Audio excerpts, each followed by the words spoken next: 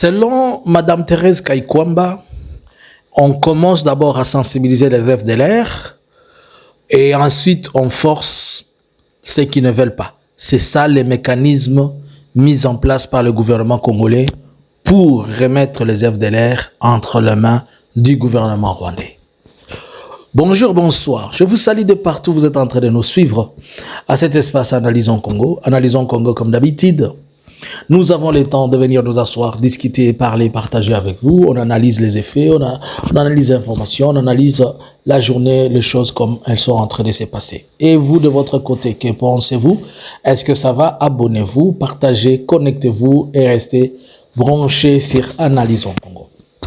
Analysons Congo, nous sommes spécialisés dans la question d'analyse des informations. Nous, c'est la spécialité, analysons les informations. OK?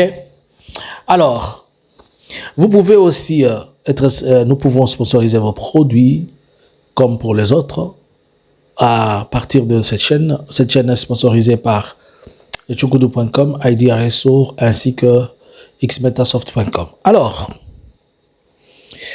comme je vous avais dit bien avant, que l'accord de paix signé à Washington, elle continue à faire des dégâts.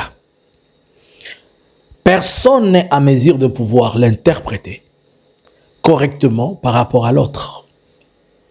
Et ça nous amène à une des questions. On pose la question dans la conférence de presse à la ministre des Affaires étrangères, la très distinguée, comme on est en train de la dire, la Madame Thérèse Kaikwamba, dont on nous dit que c'est la femme la plus intelligente. Coup de chapeau. Mais moi, je vais vous rappeler que Félix lui a pris un bouquet de fleurs et lui a remis, et Félix a dit, c'est ça que j'aime. Je donne des instructions, ça s'applique et ça s'est fait.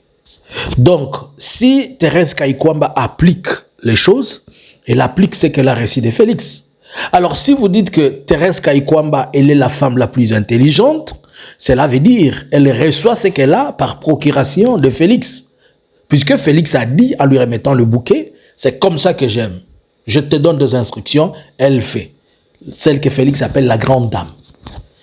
Donc, si Thérèse Kaikwamba est intelligent, cela veut dire que c'est l'intelligence de Félix. Alors, si Félix est intelligent, voilà les résultats de Thérèse Kaikwamba. Alors, selon vous, moi, je n'ai rien dit. Je n'ai rien dit. Je n'ai rien dit. On évolue. Madame Thérèse Kaikwamba, on la pose une question par un journaliste. D'ailleurs, j'ai vu qu'elle a fouillé d'autres questions de journalistes. Et surtout celle qu'elle a trouvée que c'est embarrassante. On lui pose une question. Quel est le mécanisme que la RDC a mis en place pour neutraliser les FDLR? Puisque maintenant, tout est clair et tout est compris. Il n'y aura pas des opérations conjointes. Gouvernement congolaise, RDF, mais il y aura de l'opération FRDC vers RDF.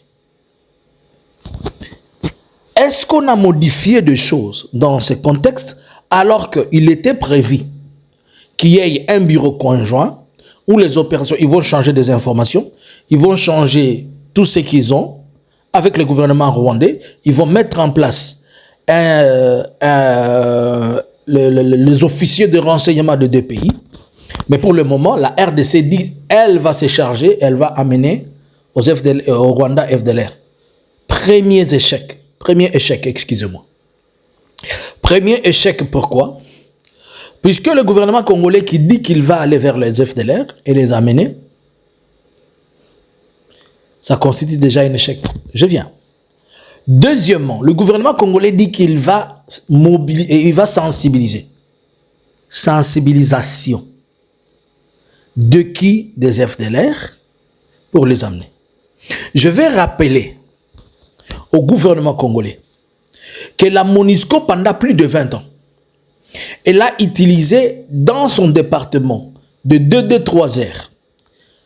Lorsque la MONUSCO était venue au Congo, sa première mission, c'était la sensibilisation pour un rapatriement volontaire des FDLR vers le Rwanda. Et à cette époque-là, Je me rappelle que la MONUSCO engageait seulement les gens qui savaient parler Kinyarwanda, puisqu'ils devaient aller en brousse pour discuter avec les FDLR. On n'avait même pas besoin de diplôme. Je me rappelle quelqu'un à la MONUSCO avait présenté un certificat, de participation à un séminaire de l'église. Et c'est ce qui lui avait été, et c'est à partir de ça que la dame avait été recrutée. C'est-à-dire, on focalisait sur l'accent, vous savez parler Kinyarwanda, comme ça vous allez sensibiliser. Mais ici, aujourd'hui, on revient à la formule que la MONUSCO a appliquée pendant 25 ans.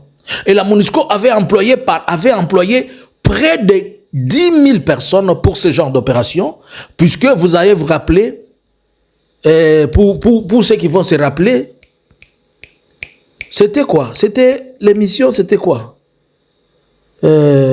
Moudaouk. Les gens qui vont se rappeler.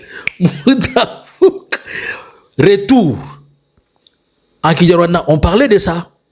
Et la radio Okapi faisait des sensibilisations. On allait. Pour 25 ans, la MONUSCO n'est pas parvenue à sensibiliser et retourner les FDLR. Maintenant, l'opération qui a 90 jours. Par quel miracle d'abord on doit sensibiliser les FDLR et les amener? 1. Les FDLR qu'on doit sensibiliser, ce sont les dépendants, c'est-à-dire femmes, enfants et les vieillards. 2. Ceux qui vont les sensibiliser, ils doivent savoir parler leur langue, le Kinyarwanda. C'est-à-dire, on doit recruter dans le nord, dans le sud Kivu, dans le nord Kivu principalement, vers le Massissi, ou un peu partout, tout le monde qui sait parler le Kinyarwanda, ou le Kinyabwisha. Et on va les amener dans des zones qui sont hostiles, dans la forêt. À moins que le gouvernement congolais nous dise, non, tous les FDLR, moi je les ai casés à Kamina, vous allez venir le prendre à Kamina. Mais si ce n'est pas ça le contexte, cela veut dire on va les chercher dans des zones au-delà des zones occupées par les M23. Et au-delà de ces zones-là, maintenant on va retrouver les FDLR. Ils vont d'abord commencer à les sensibiliser. La sensibilisation, c'est-à-dire, vous devez rentrer au Rwanda. Le Rwanda, c'est un pays accueillant. Le Rwanda vous attend. Et pendant qu'ils vont venir avec elle, même si vous acceptez que vous êtes du Rwanda, il y a un autre problème. I think these people, they are playing with this situation. Je pense qu'on est en train de jouer avec cette situation. Les gens vont se blesser dans ça. Les gens vont se blesser. Vous allez encore dire que moi, je n'ai jamais été... les gens vont se blesser. Je vous montre. Quand on va amener tout le monde là qu'on va amener au Rwanda, arrivé au Rwanda, il y a ce qu'on appelle le screening. Il y aura le service d'immigration rwandaise, l'HCR qui va venir avec elle, l'OIM, l'Organisation internationale de migration, il y aura l'ONU droits de l'homme et tout ça, tout ce monde va être là, mais HCR en patron avec le ministère de l'Intérieur du Rwanda. Tout celui qui s'est dit qu'on l'a présenté comme dépendant, il devra dire et identifier, il vient de quelle colline au Rwanda, son nom, ses parents, pour dire que le Rwanda ne peut pas prendre tout le monde. Vous ne pouvez pas venir avec 200, vous dites ils sont de Rwanda, vous. D'où venez-vous? Qui êtes-vous? C'est qui était votre père? Oh, Bisona Moussou Soutena Yango, tu rentres. Est-ce que vous êtes en train de comprendre la logique dans laquelle ces choses sont en train de partir? Et après avoir sensibilisé, la sensibilisation ne prend pas 2 jours. La sensibilisation ne prend pas 2 jours. C'est une machine, c'est un long processus.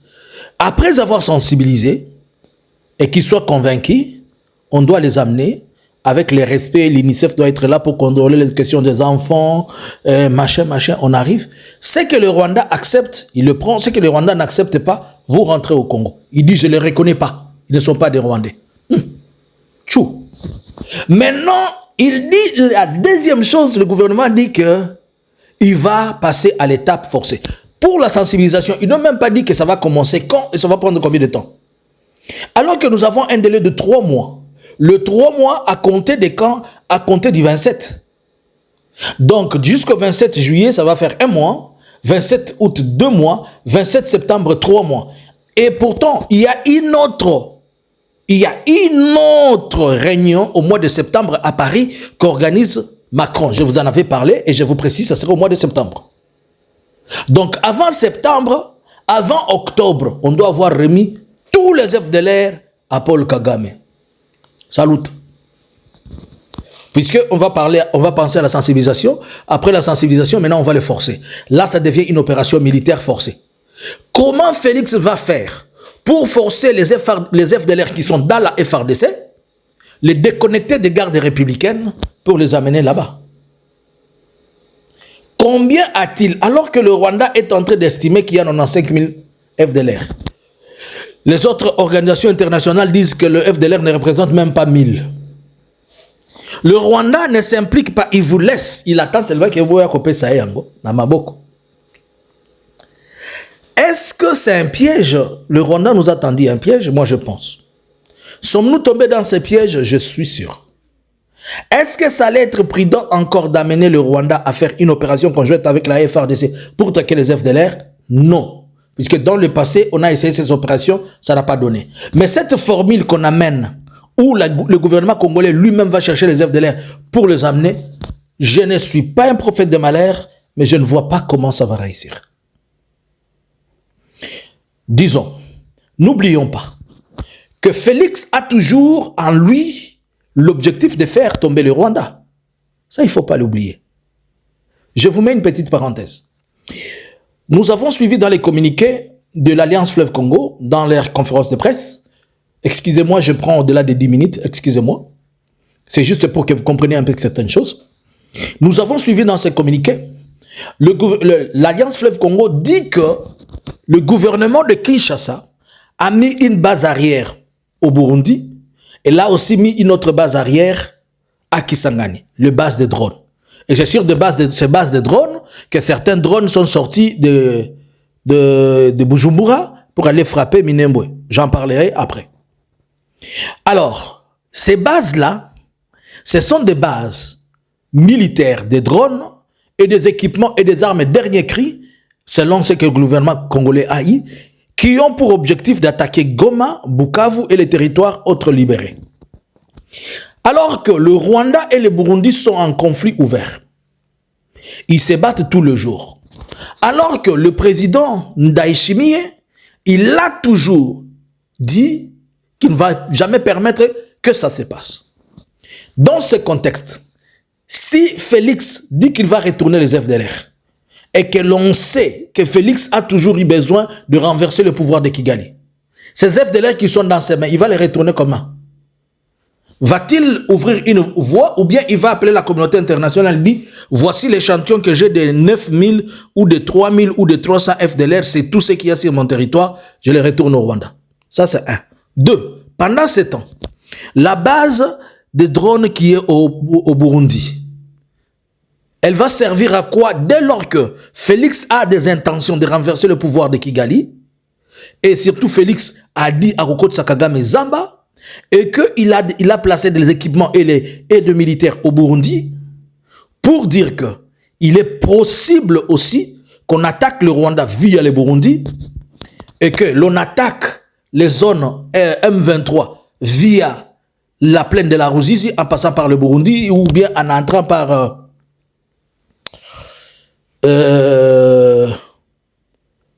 l'axe Kamanyola, j'oublie encore le nom là-bas, excusez-moi. Donc, le Burundi a deux voies où il peut attaquer, soit il attaque, comme c'est toujours, ça a toujours été le cas de tout ce qui se passe dans les Kibira, dans la forêt là-bas, ou soit il attaque ici. Et pendant ce temps, le Rwanda qui sait que il doit être ciblé par le Burundi, qu'est-ce que le Rwanda va faire? Donc, on va avoir une guerre triangulaire. Le Rwanda qui s'affronte avec le Burundi sur l'axe Rwanda-Burundi, le Burundi qui s'affronte avec le M23 sur l'axe Burundi,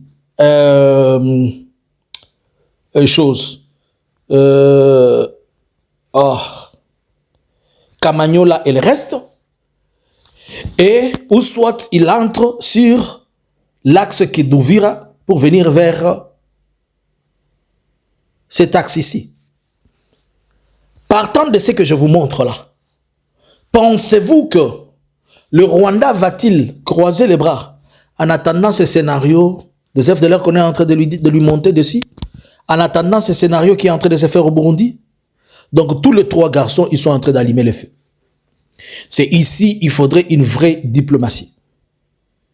Certes, les États-Unis ont dit qu'ils vont s'imposer pour certaines personnes, mais les États-Unis ne vont pas imposer à ces garçons de trouver les paix. Chacun a des problèmes individuels. Si le Burundi garde la danse qu'il a actuellement, alors la guerre va aller aussi au Burundi. Bon, maintenant, montre-moi ce que le gouvernement congolais va faire pour neutraliser, pour présenter les FDLR à Kagame. C'est juste une question.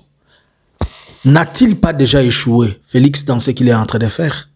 Ne s'est-il pas piégé? Réfléchissons. Soyons pas fanatiques. Réfléchissons. Je vais parler à ton tibia. Réfléchis. Est-ce qu'il n'a pas encore échoué dans ce qu'on est en train de faire? À vous les commentaires. Nous, on analyse. On essaie de réfléchir, on essaie de penser. Bonjour, bonsoir. Les FDLR made in DHL. On va les prendre dans un courrier express. DHL. Ah, Kagame, voici les FDLR. On parle des combattants FDLR. On va dire aux combattants, partez, rentrez chez vous. Et ils vont accepter. Merci.